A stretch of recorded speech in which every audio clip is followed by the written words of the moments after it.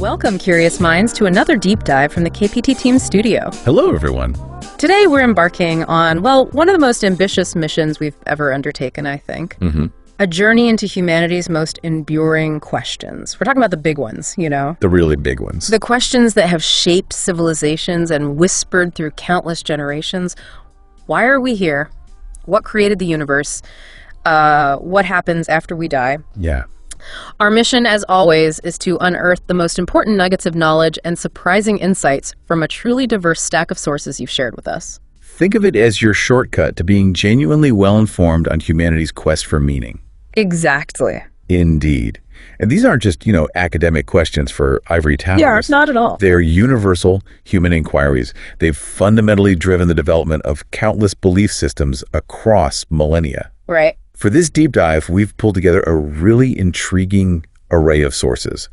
Everything from ancient Mesopotamian texts, Thracian rituals, to modern philosophical discussions, robust arguments for and against the existence of God, and rich anthropological insights.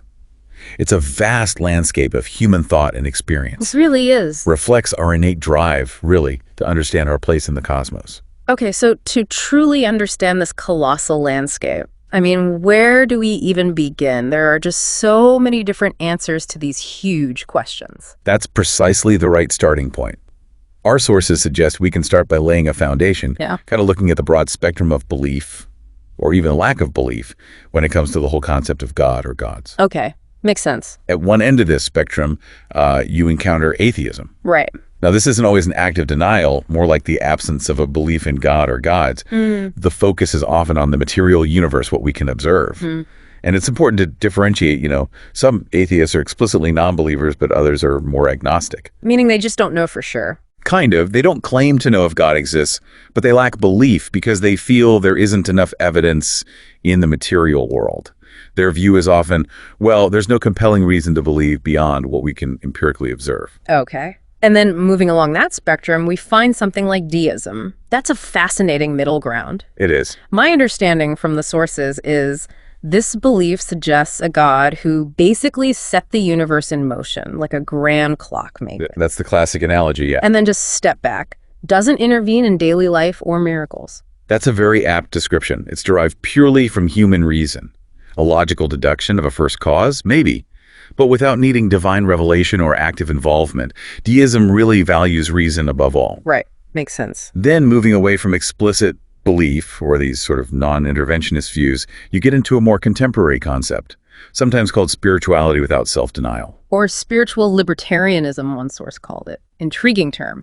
It is. It describes a decentralized set of practices, popular especially in Western cultures, people seeking spiritual meaning and freedom. But crucially, without the traditional submission or self-denial, often tied to organized religion. Exactly. It emphasizes self-affirmation, personal growth, paving your own spiritual path, often drawing eclectically from various traditions. Okay, so from that absence of belief, or these more philosophical views, we can now really dive into the rich tapestry of belief in higher powers. Let's do it. Let's journey back, way back to antiquity, specifically to Mesopotamian polytheism, one of humanity's earliest, most complex belief systems.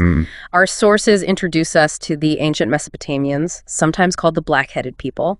Their writings actually predate Moses, which is incredible. It gives us such an early glimpse into how people grappled with these questions. These early civilizations, especially the Sumerians, they were pioneers in developing intricate belief systems. Polytheistic, meaning many gods, right?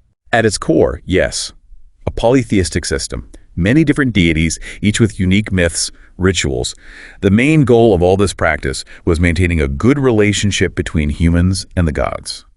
Which they saw as essential for order. Absolutely essential. For the world, for society, for individuals. And what's really insightful is these gods were typically anthropomorphic. Human-like. Very human-like, depicted with emotions, anger, joy, jealousy. They could fight, drink, reproduce, even make mistakes, much like humans. But way more powerful, obviously. Infinitely more powerful, existing on a grander scale. Though, interestingly, not necessarily all-powerful or infinite like monotheistic God is often conceived. So a bit like the ancient Greek gods we might be more familiar with, their squabbles and passions. There are definitely parallels there, yes. And there was a clear hierarchy, sort of divine dynasty. Gods were related, part of a cosmic family. Okay. You had groups like the Anunnaki and the Igigi, though the exact roles are still debated by scholars. Specific gods were often tied to nature or concepts. Like Shamash for the sun. Exactly.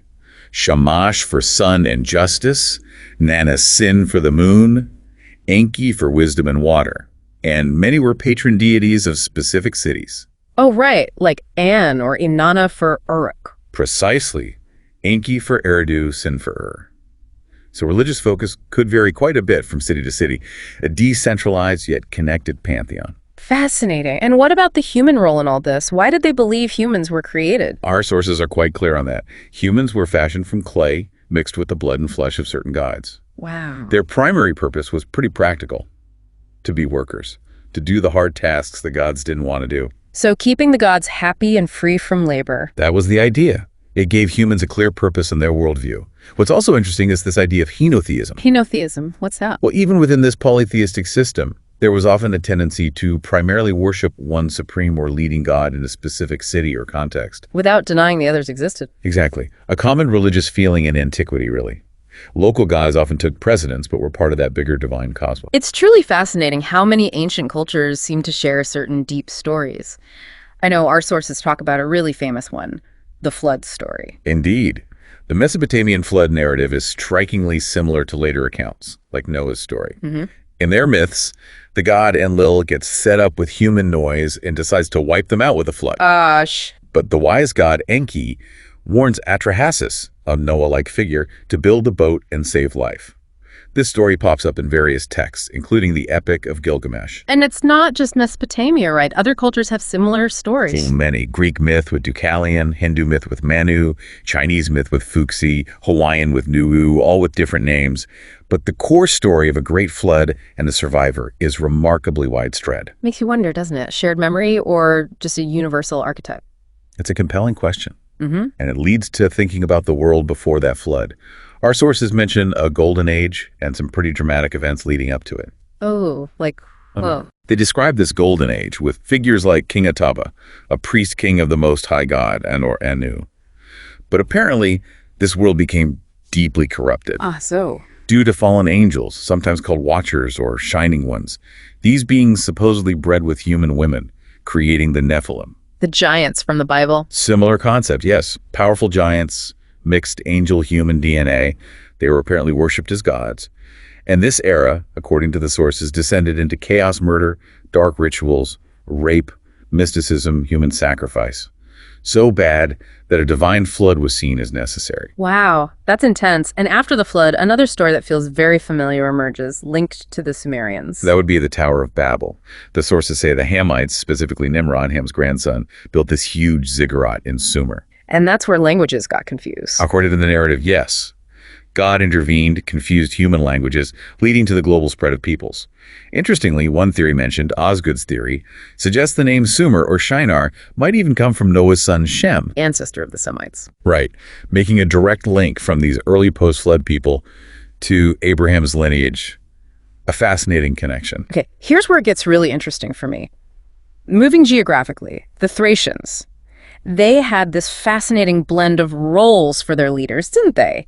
Almost blurring the lines between earthly and divine. The Thracians offer a truly distinct perspective. Their chieftains often had dual roles: temporal rulers and spiritual high priests. And these figures, the sources say, were more like ecstatic shamans than the priests of later, more organized religions. Shamans, so direct connection to the spirit world. Exactly. They were revered as living gods, believed capable of bestowing blessings like rain, good crops. It wasn't just symbolic. Their divine connection was seen as direct and powerful. So their leaders were almost conduits to the divine, actively shaping the community's well-being. Precisely. And this connection was often symbolized by a cosmic ladder, or axis mundi, a pillar connecting earth and heaven. Ritual sent using ladders or posts was a key shamanic practice. And that symbol is found elsewhere, too. Parallels from Scandinavia to India, yeah. Often symbolized by a coiled serpent around a tree of life. It's tied to magic, healing, the soul's journey. These priest kings were seen as masters of this. That sounds quite different from, say, the Greek view of the afterlife. More optimistic. Absolutely.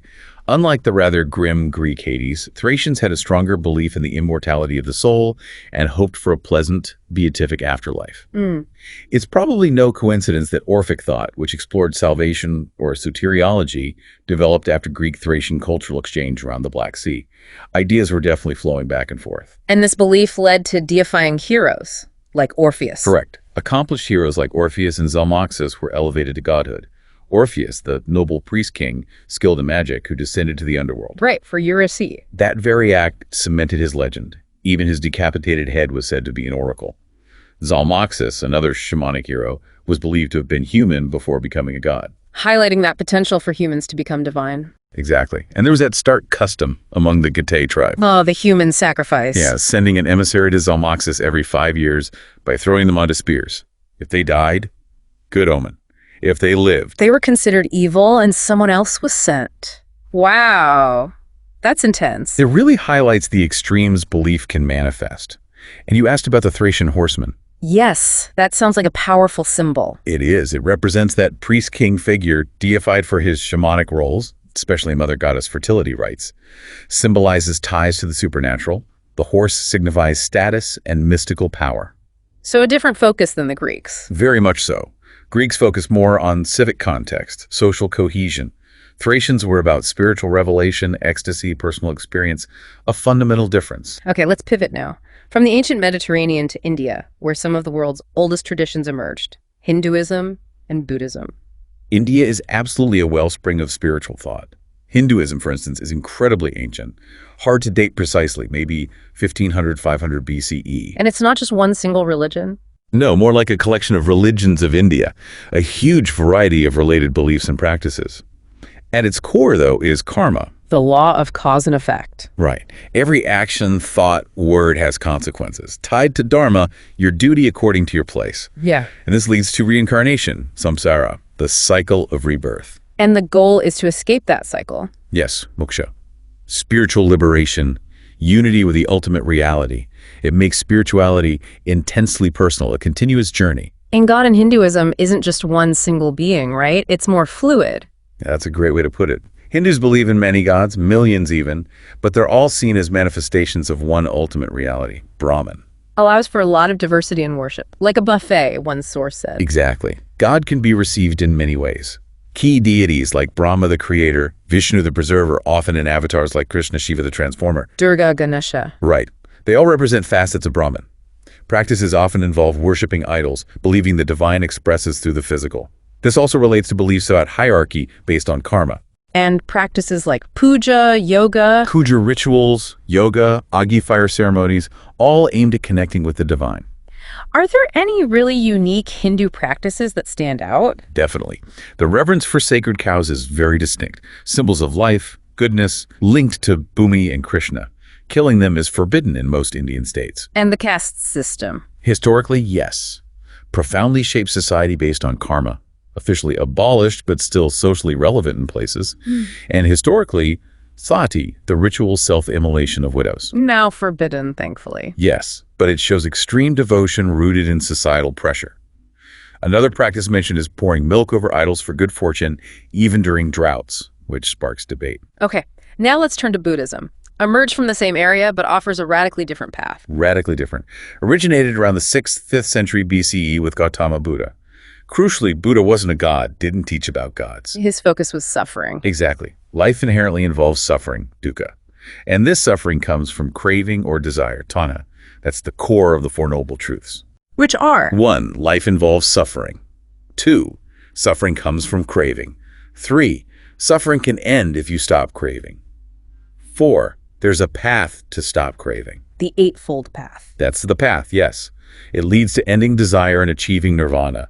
Spiritual bliss, peace, freedom from suffering. So it's about inner transformation, not external worship. Precisely. Detaching from circumstances, calming the monkey mind, those restless thoughts, done through reflection, meditation, dhamma, fostering compassion, insight, peace. Practices involve meditation, puja. Meditation, puja rituals, festivals like Vesak, Many Buddhists are vegetarian. Theravada monks have very strict rules: no killing, no eating after noon, no money. And Tibetan Buddhism has some unique elements. Very rich tradition. Incorporates spirits, mandalas, cave retreats, drums, visualizations, even ceremonial use of psilocybin in some contexts, and the founder of Guanyin. Like a maternal deity. Yes, offering tenderness and strength, similar to the Virgin Mary in Christianity. Shows those cross-cultural archetypes. Buddhism has different schools, too. Theravada, Mahayana, Vajrayana. Got it. And then there's Sikhism, relatively newer, but with a clear monotheistic view. Very clear. Emerged 15th century Punjab, founded by Guru Nanak, strictly monotheistic, one God. But interestingly, unlike some Western views of God being totally separate, Sikhism sees God as one with the universe, permeating everything. More aligned with some Hindu philosophies in that sense, but absolutely rejects idol worship, which is key. God as unknowable mystery. Yes. Gurus teach how to serve God, which strongly includes working for equality and justice. Practices include the Amrit Sanchar initiation and a fundamental rejection of the caste system. Okay, let's transition now to the Abrahamic faiths, a connected legacy, yet distinct, that has profoundly shaped so much of the world, starting with Judaism. Judaism traces back about 4,000 years. God calling Abraham and Sarah to Canaan.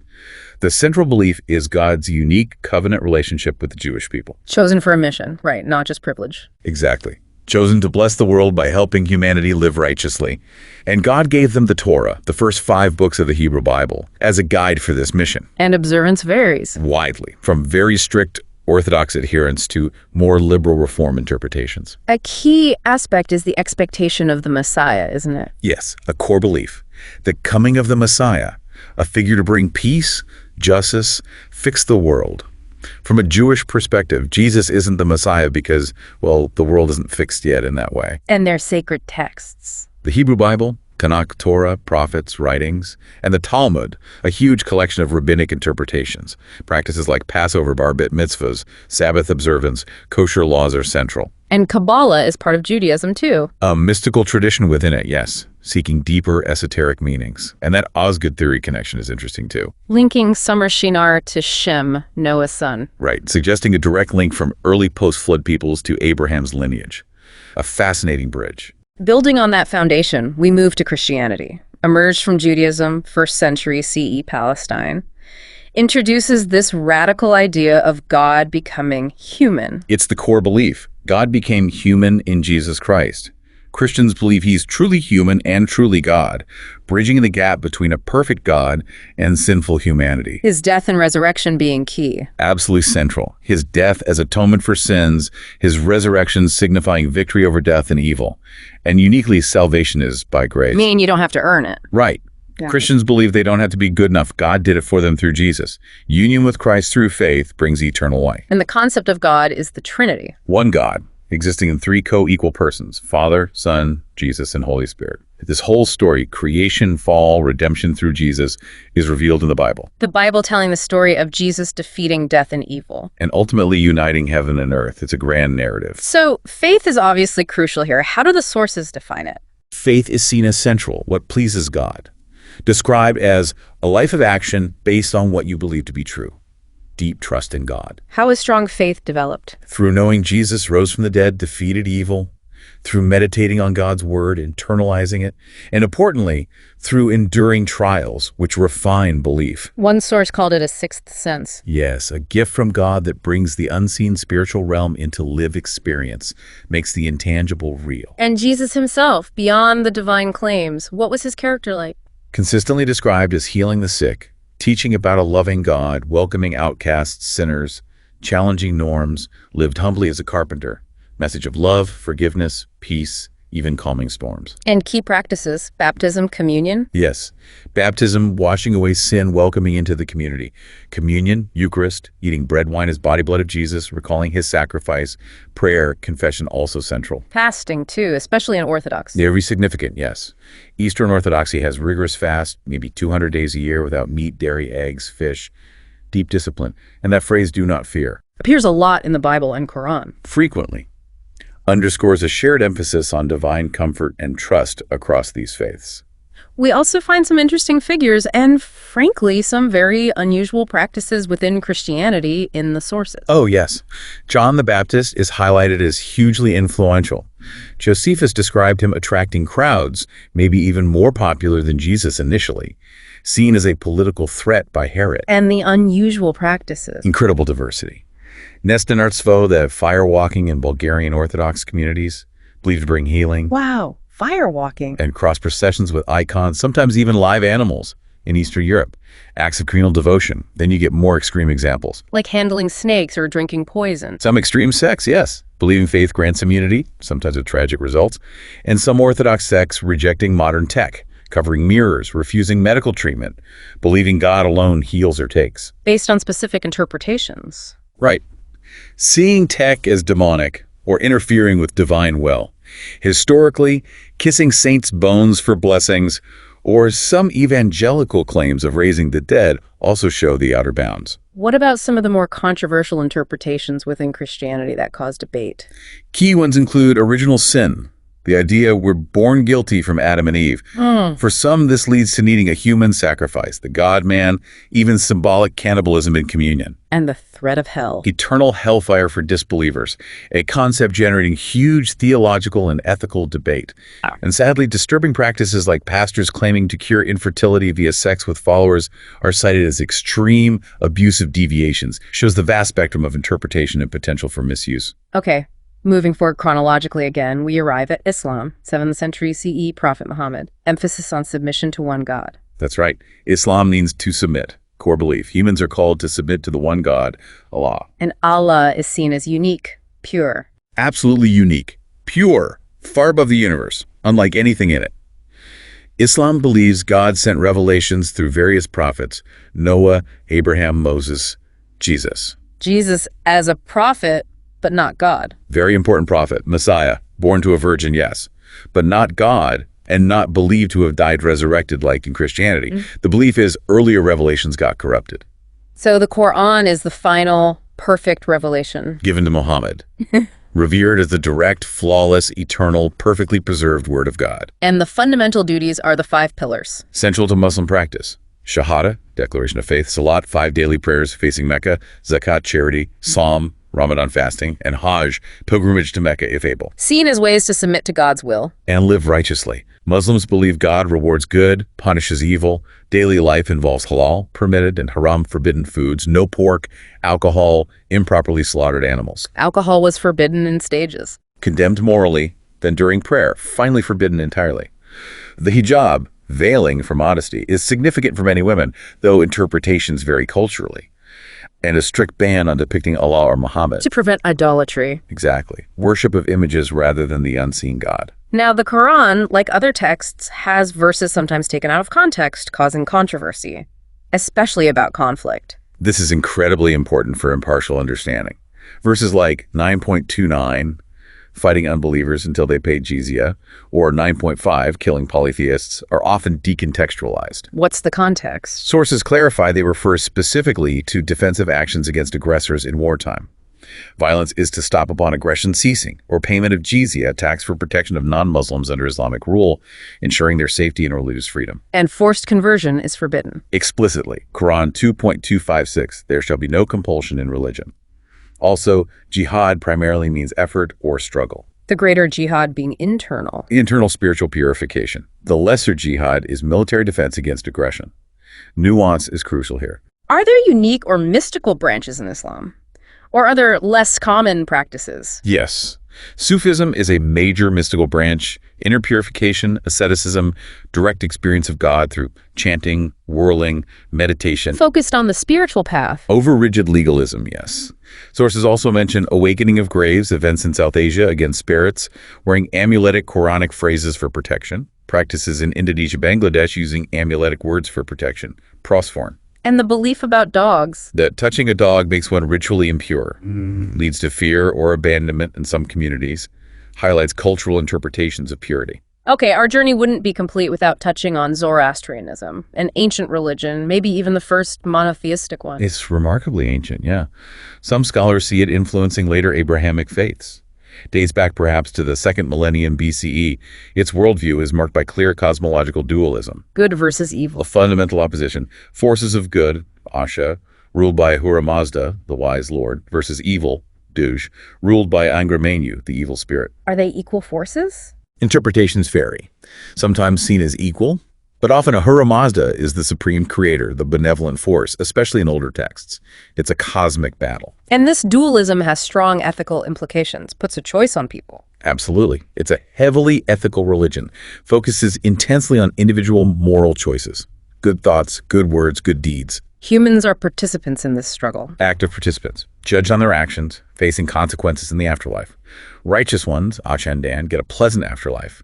Evil ones, Dragon, face punishment in the House of Lies after crossing the Chinvat Bridge. The bridge that narrows for the wicked. Exactly. That emphasis on individual moral responsibility is key. And their sacred texts and practices. Core scriptures are the Avesta, including the Gathas poems attributed to Zarathustra himself, the earliest teachings. Worship often happened outdoors. Deep reverence for natural elements, fire, water, wind. Fire being a peace symbol. Strong symbol of light, goodness, Ahura Mazda's presence. Not worshipped itself, but as sacred medium. The concept is nuanced by Azatas, beings worthy of worship, and Amisha Spentas, immortal holy ones, often linked to nature or divine attributes. Doesn't detract from Ahura Mazda's supremacy, though. Generally not. Enriches the spiritual understanding. And perhaps the most distinctive practice is the Towers of Silence, Dogma. Where the dead are left for vultures. Yes. Stems from belief that earth and fire are sacred, and corpses would contaminate them. So aerial funerals are seen as the purest way. Wow. Okay, so with such incredible diversity, complex histories, varying approaches, it's clear people have strong reasons for belief or for questioning it. Let's get into some arguments for God's existence now. Absolutely. The search for ultimate causes has led to compelling arguments. The creation argument, or a cosmological argument, is a big one. Everything that begins needs a cause. That's the premise. Science tells us the universe began the Big Bang, but science can't observe the origin of time, space, matter itself. So something outside of those must be the cause. That's the argument. A higher power, transcending time, space, matter, needed as the ultimate cause. A creator existing independently. Makes intuitive sense. If everything we see has a cause, why not the universe? And what about complexity, the design argument? Exactly. The design or teleological argument suggests the immense complexity and intricate design in nature implies an intelligent designer. Like the human body, all those systems working together. Cardiovascular, endocrine, nervous systems, millions of finely tuned parts. Seems like deliberate orchestration. Proponents argue evolution explains changes within species. Like Darwin's finches or dog breeds. Right. But they argue it doesn't adequately explain life emerging from non-life or one species turning into a completely different, complex one. A chemist needs intelligence for complex compounds. The world needs greater intelligence. Then there's morality. Do our shared ideas of right and wrong point to something divine? That's the moral argument. It says universal moral laws against murder, rape can't purely come from biology. Survival of the fittest. Because if there's no God, morals are just subjective. Hitler was right for him. That's the difficult implication, yeah. The innate sense of right and wrong, conscience, suggests God implanted these universal moral laws. And the fact we can even understand the universe, that our minds align with its order. That's the reason and comprehensibility of the universe argument. Einstein found it baffling that the universe is comprehensible. The unreasonable effectiveness of mathematics. Wigner's famous phrase, yes, suggests a shared, intelligent, divine mind created both the universe's rational order and our reason, if reason just evolved for survival. Is it reliable for finding truth? Plantinga's point? Exactly. It suggests purposeful design. And where do ideas like human dignity and rights come from? The argument is that source of human dignity and ethics like universal egalitarianism, freedom, human rights, are a direct legacy of Judaic justice and Christian love ethics, as Habermas noted. Human value comes from being made in God's image, not just ability. And for Christians, Jesus himself is evidence. Jesus as evidence, yes. His embodiment of the golden rule, healing, welcoming outcasts, forgiveness, plus his historical resurrection, are seen as central evidence for God's existence in nature. These are compelling arguments, but critical thinking means questioning too. There are strong arguments against a perfect, intervening God. Absolutely, and one of the most powerful is the problem of evil and suffering. The classic question, if God is all-powerful, all-knowing, all-loving, why so much suffering? Innocent children, natural disasters, disease. Exactly. Justifications like free will explain human evil, maybe, but not natural evil. Critics argue a loving, omnipotent creator wouldn't design or allow such inherent suffering without stepping in. It seems like a logical contradiction. A huge challenge. And what about God's nature itself? Infinite outside time, but interacting in time. That's the argument about contradictions in God's nature. If God is infinite outside time and space, how can God interact with the world, answer prayers, get angry? Those imply actions in sequence in time. A tension between divine attributes and active involvement. A definite tension. And the first cause argument we heard earlier, it can be flipped. Right. First cause in Occam's razor. If everything needs a cause, what caused God? Saying God always existed just pushes the mystery back. Occam's razor suggests the simplest explanation is best. Maybe the universe itself, with energy, is eternal. Adding a supernatural being is an unnecessary step. That's the critique. Why add it if natural processes or an eternal universe could explain things? So as science advances, does it shrink the space for God, the God of the gaps? That's the idea. Historically, God did it. Filled knowledge gaps, lightning, crops, lice origin. As science finds natural explanations, those gaps shrink. Relying on God of the gaps isn't discovery, critics say. It might even hinder it. And the sheer diversity of religions, often tied to geography, that's another challenge. A big one.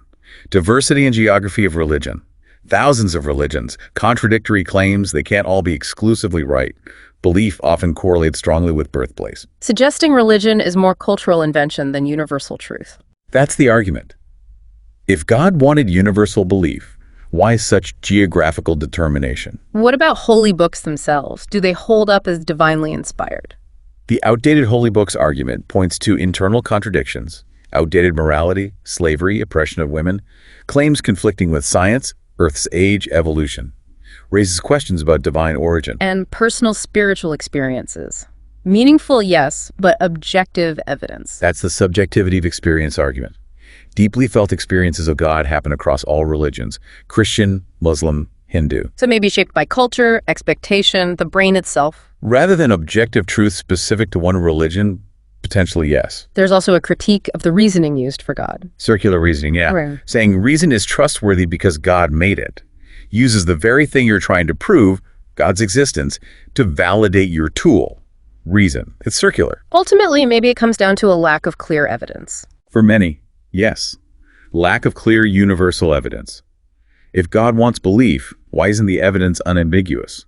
Instead of ancient books, translations, contradictions, why not direct manifestation? And then there's that really different philosophical view. Rupert Spira's idea of consciousness as ultimate reality bypasses gods entirely. It's a profound alternative lens, yes. Spira suggests you were never born and you will never die. All that exists is infinite, indivisible consciousness. Creation is an illusion within consciousness, like a dream. Exactly. No real creation, no separate self, born or dying. Consciousness is inherently aware, self-luminous. Thoughts, perceptions are like contact lenses, tinting our experience of this one reality. So freedom is inherent in consciousness itself. Not belonging to a separate person. The search for meaning, ethics reflects evolution, but also a deeper intuition of our free, boundless nature, a non-dual perspective. This raises a really important question then. Beyond is it true or not, what fundamental human needs has religion traditionally fulfilled? Why has it been so central, always? That's crucial. One source, the School of Life, explores this well. Even if seen as an illusion, materially, religions serve vital functions. First, comfort and hope. Solace against fear, anxiety, illness, death. Exactly. Providing hope, holding hands through the worst. Figures like Guan Yin in Buddhism or the Virgin Mary offer that maternal tenderness, security, a deep psychological anchor. So, emotional solace, what about its role in society? Moral and social cohesion. Religions historically moderated ego, urged care for the defenseless, the poor, promoted charity, duty of the rich, like those old almshouses in Winchester, helped create compassionate communities. And when science started to maybe shrink humanity's cosmic importance, how did religion respond? That's cosmic significance. Copernicus, Galileo, suddenly we weren't the center. Religion offered a counter. We do matter. The someone divine cares. A vital sense of purpose when the cosmos seemed indifferent. And just dealing with everyday life, disappointments, struggles. Religion provided a space for dealing with disappointment. Rituals, narratives, community support to process frustrated ambitions, sorrows, the gap between hopes and reality. The overall point is, even if it's an illusion, it was an important illusion. We need to understand it compassionately to address those same deep human needs in secular societies today. Okay, let's shift focus slightly. What about the global picture today? Demographics, gender roles in religion? Globally, Christianity is largest. Around 2.3 billion people, that's about 28.8% of the world. Dominant in Europe, Americas, Africa. Catholicism is biggest chunk, then Protestantism, then Orthodoxy. Islam is next, around 2 million, 25.6%. Mostly Sunni, 87 to 90%. Then Shia, 10-13%. Hinduism, about 1.2 billion, mostly South Asia. Buddhism ranges 324, 530 million, mostly Asia. Folk religions, non-religious. Full traditional, around 400 million, 5%. Non-religious, atheist, agnostic, about 1.2 billion, 24%. A huge portion of that is in China. It's also interesting how religions have shifted regionally over time. Definitely. Africa saw huge shifts from local folk religions to Christianization and growing Islam. The Americas, from indigenous cults to dominant Christianity after European settlement. Even Bulgarians shifted from Tangra-Thracian beliefs to Islam early on, then mostly Christianity. Shows how fluid things are. And gender. Are women generally more religious? Statistics suggest yes, generally. Globally, about 83% of women identify with a religion versus 80% of men. More praying among Christian women. Significantly more in many countries, yeah. Buddhist women also more frequent followers. Islam differences, smaller men attend mosque more, maybe, but women identify equally, often practice privately. And the reasons? Biological, social? Multifaceted. Biological theories, social factors like family access, psychological, maybe lower existential security, cultural roles, complex mix. We've seen how religions provide answers, comfort, but what about those truly fascinating, sometimes eyebrow-raising practices around the world? The really unconventional stuff? This is where you see incredible diversity, sometimes perplexing beliefs in action.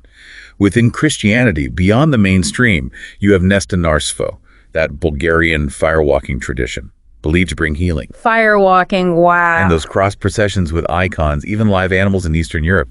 Communal devotion, and the rigorous Orthodox fasting up to 200 days without meat, dairy, eggs, fish, intense discipline. And in Islam, beyond the pillars, unique practices. Yes, those awakening of graves events in South Asia against spirits. Wearing amuletic Quranic phrases for protection is common. Mystical currents like Sufism, inner focus, direct experience through chanting, whirling. Practices for protection in Indonesia, Bangladesh. Prosphorn, using specific amuletic words against calamities like destruction of walls. Deep cultural anxieties reflected there. Buddhism and Hinduism too, beyond the basics. Buddhism. Tantric practices aiming for rapid realization, sometimes involving psilocybe in retreats like one in Taiwan. Complex Tibetan demonology rituals. Dakhan tradition focusing on inherent awareness. Hinduism. Historically, sati, widow self-immolation, now forbidden, and pouring gallons of milk over idols, even during drought, striking devotion versus material needs. We have a long list of other fascinating, sometimes disturbing practices from the sources.